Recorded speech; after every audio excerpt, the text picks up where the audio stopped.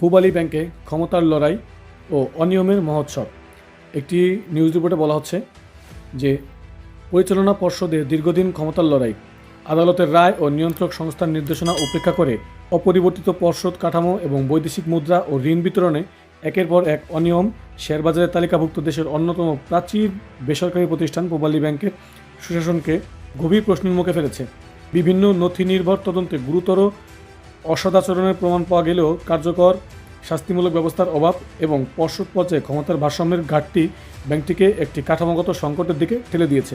বাংলাদেশ ব্যাংকের financial integrity and customer services department অর্থাৎ FICSD এর একটি আংশিক তদন্তে দেখা গেছে ব্যাংকটির বেশ কিছু শাখা আমদানি ঋণপত্র বা LC নিষ্পত্তির ক্ষেত্রে নির্ধারিত বাজার দরের চেয়ে অনেক বেশি টাকা আদায় করেছে।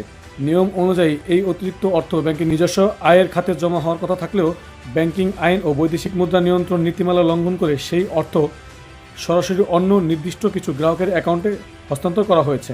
তদন্তে উঠে আসা একটি সুনির্দিষ্ট ঘটনায় দেখা যায় 2024 সালের জানুয়ারিতে ব্যাংকটির বরিশাল বাজার রোড শাখা থেকে Mohammadi electric wire and multi products limited নামের একটি প্রতিষ্ঠান $2,23,000 একটি আমদানি LC খোলে।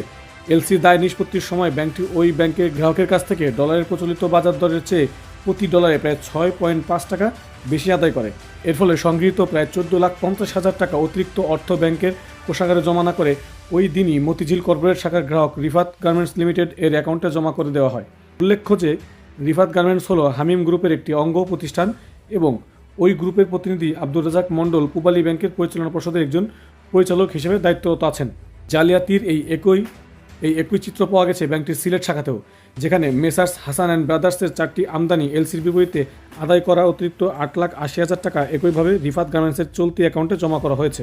FICSDর প্রতিবেদনে উল্লেখ করা হয়েছে যে তদন্তে বিভিন্ন ক্ষেত্রে প্রতি ডলারে 6.5 থেকে 8 টাকা পর্যন্ত অতিরিক্ত অর্থ আদায় করার প্রমাণ মিলেছে। দীর্ঘস্থায়ী এই অনিয়ম ও শীর্ষ পর্যায়ে ক্ষমতার অপব্যবহারের অভিযোগ খতিয়ে দেখতে ইতিমধ্যে দুর্নীতি দমন কমিশন অর্থাৎ দুদক এবং Bangladesh financial intelligence unit BFIU তদন্ত শুরু করেছে। মূলত পর্ষদ পর্যায়ে দুর্বল তদারকি এবং শীর্ষ ব্যবস্থাপনার যোগসাজশেই দেশের এই ঐতিহ্যবাহী বেসরকারি ব্যাংকটি আজ গভীর সংকটে নিমজ্জিত।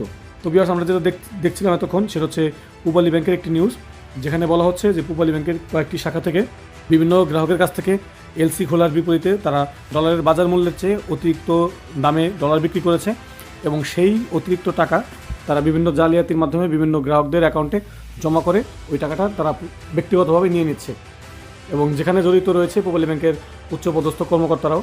তো এই বিষয়টি বলা হচ্ছে আসলে পূবালী ব্যাংক বাংলাদেশের এমন একটি ব্যাংক যেখান থেকে এরকম দুর্নীতি আশা করা যায় না একদমই।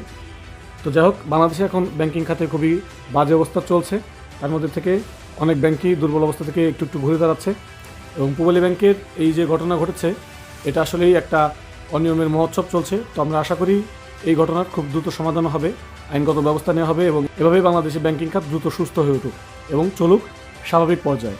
তো এই আশা ব্যক্ত করে আমরা আমাদের আজকে ভিডিও শেষ করছি।